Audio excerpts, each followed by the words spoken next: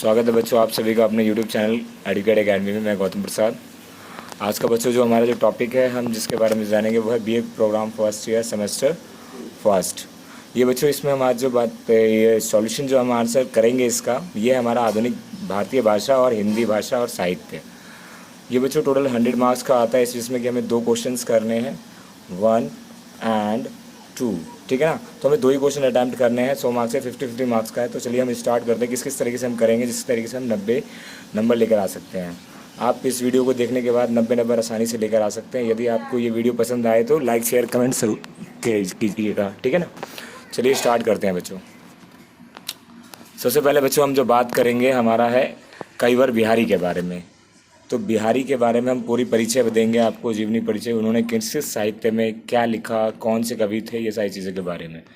तो इस तरीके से सबसे पहले बच्चों आपको जो पेपर शीट पे डालोगे ये आप इसको ऐसे भी डाल सकते हो, लेकिन बट आप ऐसे सीक्वेंस बाय सीक्वेंस ऐसे ऐसे डालिएगा तो वो बेटर रहेगा, ठीक है ना। तो पेपर कोड वर्ड अगर सर डालना है तो आपको, ठीक है। बिहारी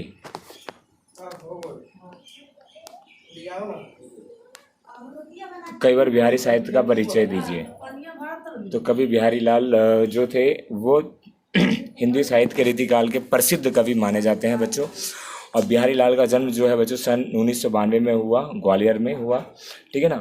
तो इनका नाम जो पिता का नाम था बच्चों केशवराम बाबू था। इनका पूरा परिचय जब बोला है तो पूरा परिचय हमें बताना। उनका बचपन बुंदेलखंड में बीता, ठीक है ना। बिहारी लाल के गुरु नीर हरिदास थे, ठीक है।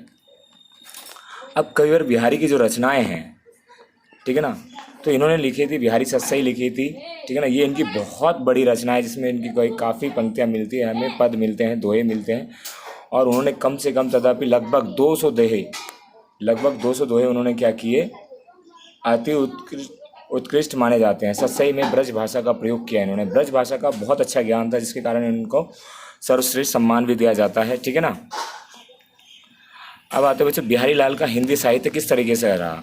तो बिहारी लाल जो थे, जो कवि का जो उनके जो द्वारा रचित ग्रंथ थे परिमाण का गुण पर निर्धारित था। अब बिहारी के साथ जितने भी जो अकेले सत्सई ग्रंथ में ही हिंदी साहित्य के आय कर दिया था। और उन्होंने श्रृंगार रस की बहुत बेखूबी वर्णन किया और उन्होंने बताया कि बिहारी ने किस तरीके से श्रृंगार रस का प्रयोग होता है। और उनका एक दोहा भी है, वो मैं आपको सुनाता हूँ। सतसैया के दोहरे जियो नायक के तीर, देखन में छोटन लगे घाव करे गंभीर। तो इस तरीके से ये उनका पद था। आगे उनकी काव्य की विशेषताएं क्या थी बच्चों। जो उनके अपने काव्य में गुण के कारण बिहारी महाकाव्य की रचना में ना करने पर भी महाकवियों में श्रेणी माने जाते थे। मतलब कि उनकी जो काव्य की जो रचना थी, जो श्रृंगार था, जो उनकी बनावट थी ब्रज भाषा की, वह उनको एक अलग करती थी, ठीक है ना, और अन्य लेखकों से, अन्य कवियों से। अब उन्होंने क्या किया, बिहारी ने कई ऐसे अलंकार, छंद, रस, इन सभी रस के जितने भी 9 भाग हैं सभी का प्रयोग इन्होंने अपने पद में किया है। छंदों का प्रयोग उनके हमें देखने को मिलता है। बार बार हमें उनके कोई ना कोई पद हमें उसमें ये जो छंद जो है वो बारीकी से हमें देखने को मिलते हैं, ठीक है ना। अब आते हैं बिहारी की भाषा। अब बिहारी की बच्चों जो भाषा थी वो कौन सी थी। बिहारी की भाषा जो साहित्य था वो सूर की लचीली ब्रज भाषा बोलते थे, ठीक है ना। और वो लिखते भी वही थे। तो उर्दू फारसी का भी उनको ज्ञान था, लेकिन बिहारी का शब्द चयन बड़ा सुंदर और काफ़ी होता था, मुहावरेदार होता था, जिसके आप यहाँ पे देख सकते हैं, ठीक है ना।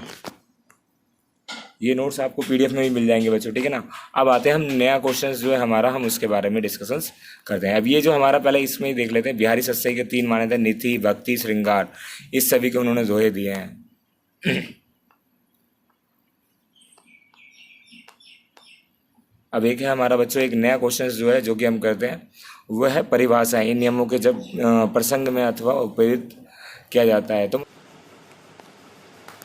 अब बच्चों जो हम बात करेंगे वो दूसरे प्रश्न के बारे में। जो हमारा प्रश्न था, राष्ट्रीय भाषा और राज्य भाषा संपर्क भाषा के रूप में हिंदी भाषा के विचार कीजिए।